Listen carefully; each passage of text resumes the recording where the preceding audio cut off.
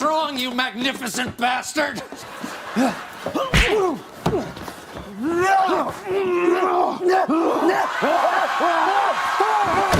Bruce Willis was one of the most recognizable figures in modern American cinema, a performer whose career evolved from television comedy to defining the action film landscape from the late 1980s onward. His breakout came with Die Hard in 1988, where his portrayal of John McClane contrasted sharply with the invincible action heroes of the era. McClane was bruised, desperate, sarcastic, and human, and this vulnerability set Willis apart.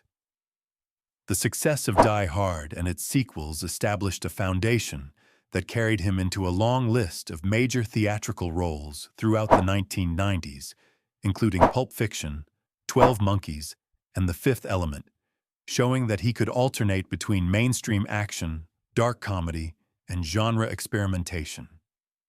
By the early 2000s, he maintained commercial relevance through films like The Sixth Sense, Unbreakable, Sin City, Live Free or Die Hard, and ensemble projects like Red. Even when individual movies underperformed, his name still carried box office value worldwide. However, starting in the mid to late 2010s, there was a noticeable shift in how Bruce Willis appeared on screen. Instead of starring in large theatrical releases, his name began to show up frequently in lower-budget action thrillers that bypassed theaters and premiered directly on streaming platforms and video-on-demand storefronts. These films often featured Willis prominently in their marketing, but used him sparingly in the actual film, sometimes appearing for only a few scenes or delivering minimal dialogue. This period saw an unusually high volume of releases, with multiple films per year across similar genres and formats. Many of these projects were financed and produced through independent production companies specializing in cost-controlled action movies that relied on name recognition to secure distribution deals internationally. This approach, often described in film industry analysis as quantity-based profit modeling, functioned by attaching a recognizable star to ensure sales in foreign markets and streaming platforms before the film was even completed. The business structure did not require high theatrical performance or major critical reception. The value was in the recognizable name on the poster. In this model, Willis's presence guaranteed financial viability even if his actual screen time was minimal. His involvement allowed these films to be pre-sold in multiple territories, meaning profit could be achieved before release. This resulted in a period where numerous films bearing his name entered the market in quick succession. Viewers who followed his career closely noticed repetitive patterns in these productions: minimal character development, limited shooting schedules, constrained settings, and supporting casts working around short scenes involving Willis. During this shift, audiences and critics debated the reason for the sudden decline in the complexity and scale of his roles. Some discussions pointed to industry shifts, such as streaming-driven production expansion and changes in the economics of mid-budget filmmaking. Others pointed to personal career choice or professional repositioning. However, it became publicly known later that Bruce Willis had been diagnosed with aphasia, a condition affecting language and communication abilities, and eventually frontotemporal dementia, which impacts cognitive function. Prior to the public announcement, the rapid accumulation of lower-budget titles and decreasing dialogue density in his performances were noticeable trends that aligned with reports of difficulty on set, reliance on shorter filming schedules, and simplified scenes to accommodate limitations. The structure of the independent action production system made it possible to continue placing Willis in lead-billed roles while minimizing the workload required of him during filming. These companies were experienced in maximizing screen value from small shooting windows, using editing and narrative framing to integrate limited footage into entire films. The model was profitable not because the films were widely viewed or celebrated, but because their financial structure front-loaded revenue through licensing and distribution agreements tied to Willis's name. As a result, what audiences saw as a sudden decline in artistic output was closely tied to a business ecosystem designed to extract brand value efficiently, with the actor functioning more as a market anchor than a traditional lead performer. The shift did not occur because of one film or a single change in direction, but emerged gradually through repeated participation in these production cycles. As these films accumulated, they reshaped public perception of Willis's career trajectory. What had once been associated with defining action film history became linked to repetitive and formula-driven direct-to-streaming releases.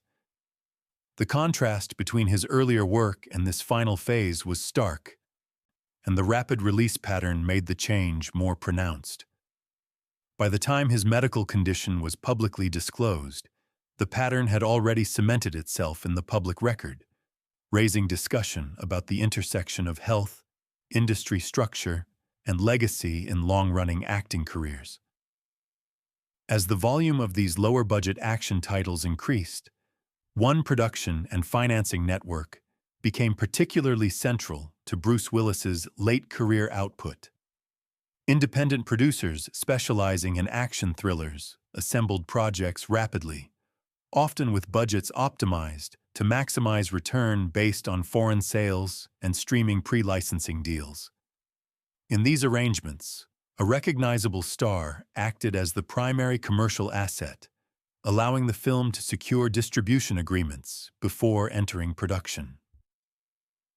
Willis's established international name recognition fit the system's requirements with unusual precision. Many of these films operated under tight timelines designed to minimize on-set costs. Shooting schedules were frequently structured around a 2 to 3 day window for Willis's scenes, while the remainder of the film was shot without him.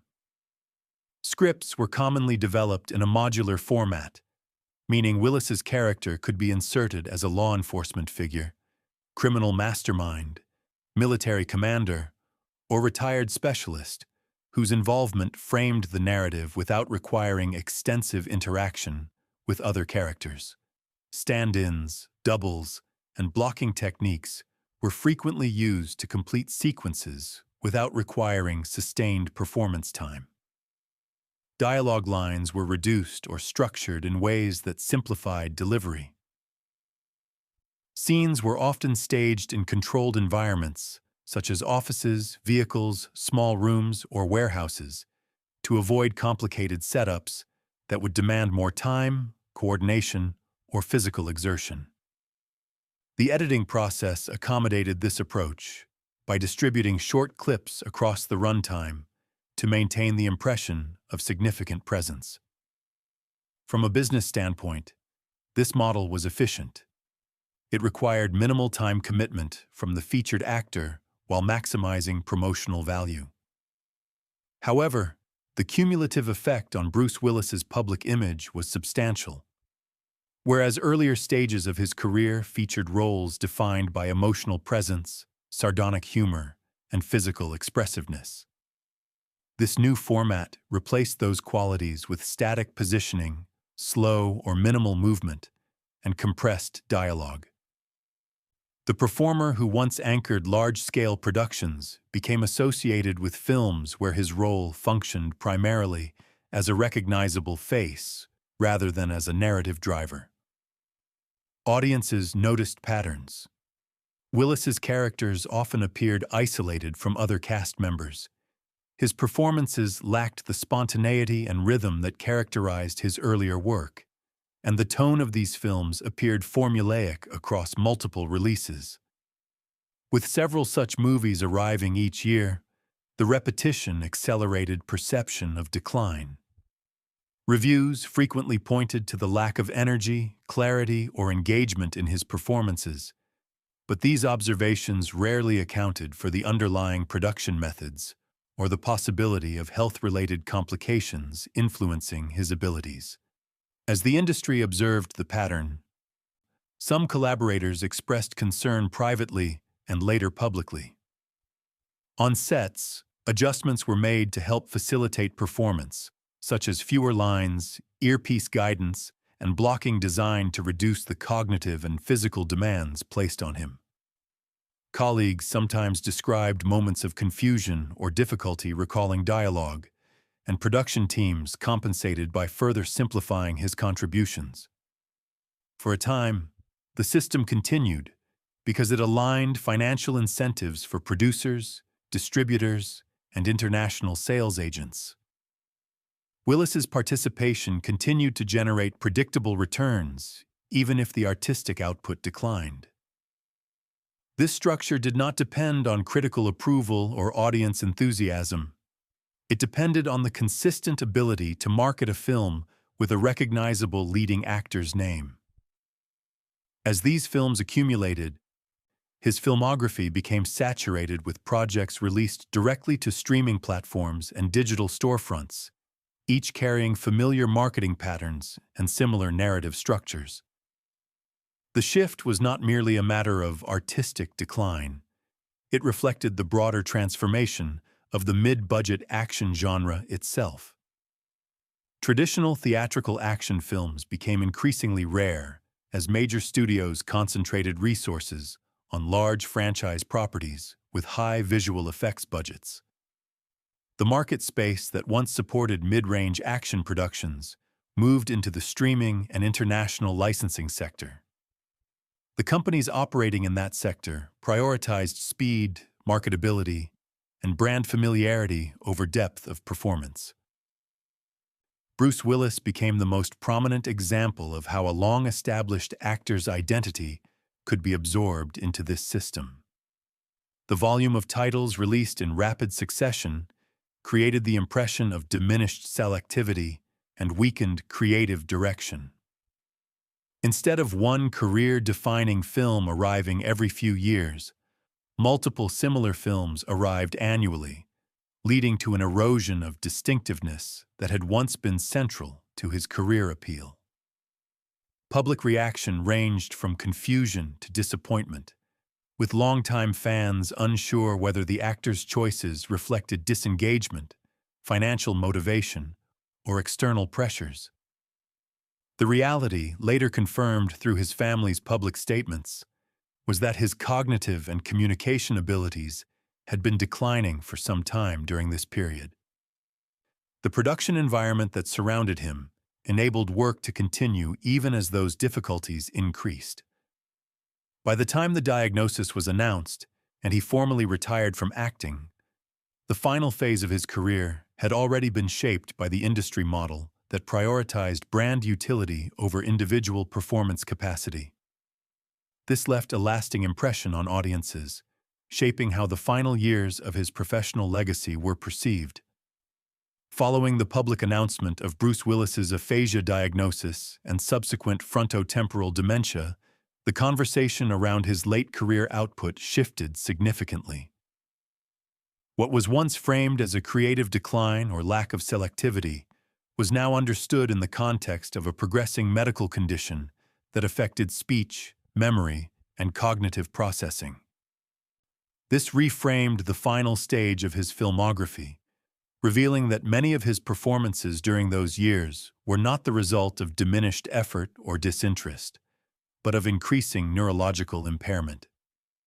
The independent film production system that built itself around his name was structured to accommodate limited participation, and therefore it continued to operate even as his abilities declined. This system did not cause the illness, but it did create a situation in which his career public image was reshaped by projects that he had very limited capacity to influence. By compressing shooting schedules, reducing dialogue, and relying on editing to create the impression of presence, the films allowed his name to function as the primary commercial asset rather than his performance.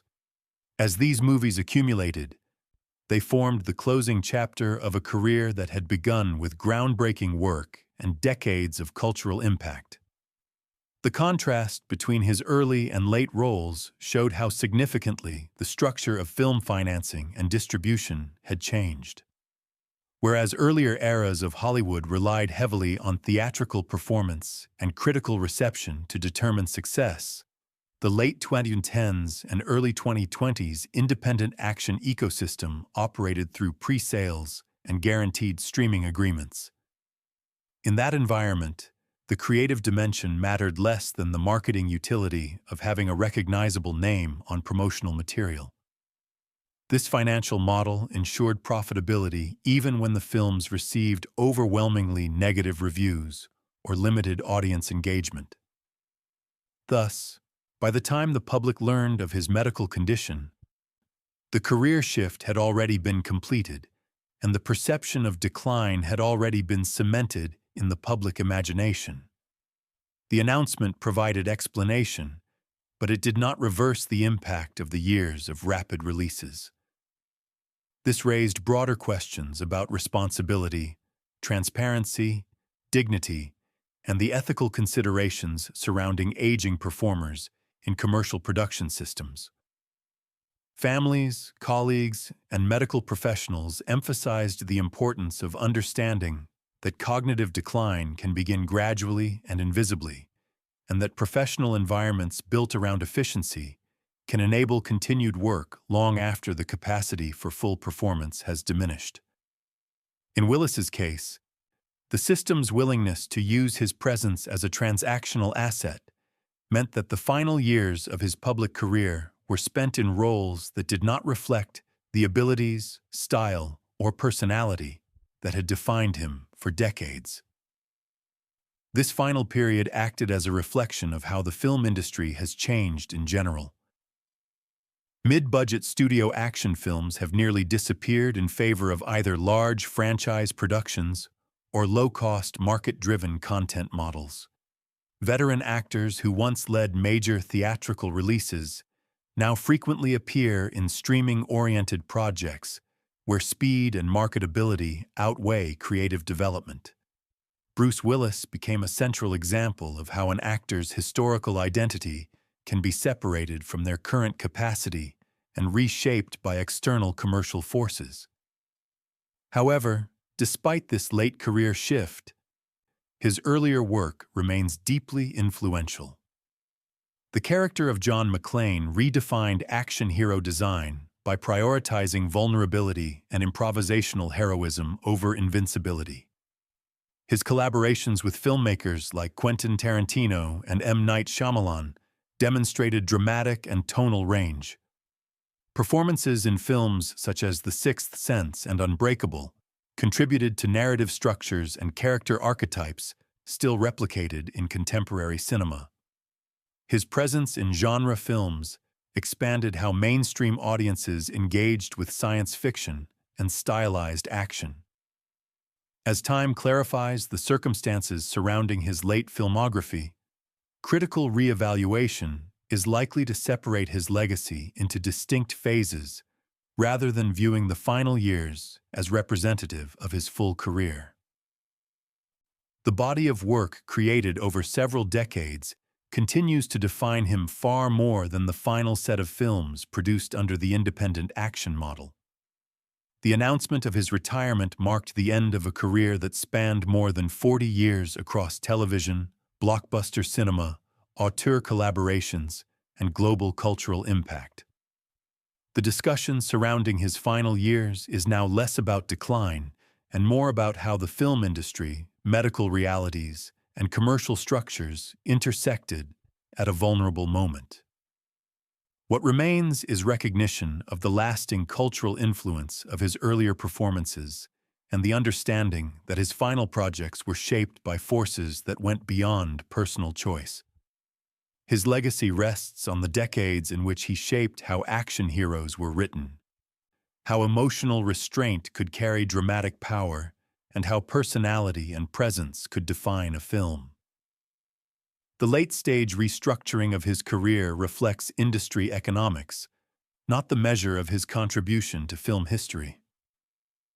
The lasting memory for audiences remains the work in which his abilities were fully expressed and widely recognized.